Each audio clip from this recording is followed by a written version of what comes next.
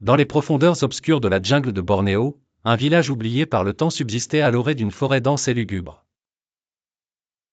Les habitants, habitués à vivre en harmonie avec la nature, entretenaient un silence respectueux concernant les mystérieuses légendes qui entouraient la forêt. Parmi celles-ci, la plus célèbre racontait l'histoire d'une colonie de singes maudits, anciens gardiens d'un temple disparu.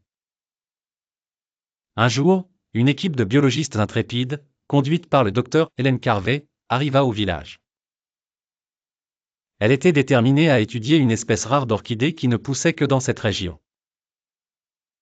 Ignorant les avertissements des villageois superstitieux, Hélène convainquit son équipe de pénétrer dans la forêt pour trouver la fleur supposée leur apporter la gloire académique. Alors qu'ils s'enfonçaient dans la végétation luxuriante, le groupe remarqua que la faune locale semblait massivement absente et le silence pesait lourdement. Sans se soucier des signes accablants, Hélène et ses collègues poursuivirent leur chemin jusqu'à tomber sur les ruines d'un temple antique, couvert de mousse et de lianes. À l'intérieur du temple, ils découvrirent des statues détaillées de singes au regard perçant sculptés dans la pierre. Intriguée, Hélène s'approcha pour examiner les gravures sur les murs. Tandis qu'elle posait sa main sur une des statues, un cri strident déchira l'air, suivi d'un brouhaha assourdissant. Sortant des ombres, une horde de singes s'empara de l'espace.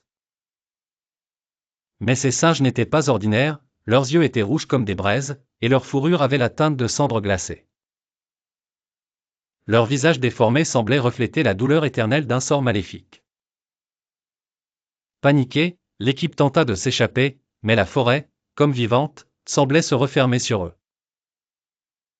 Un à un, les scientifiques disparurent dans les profondeurs sombres, capturés par les créatures vengeresses.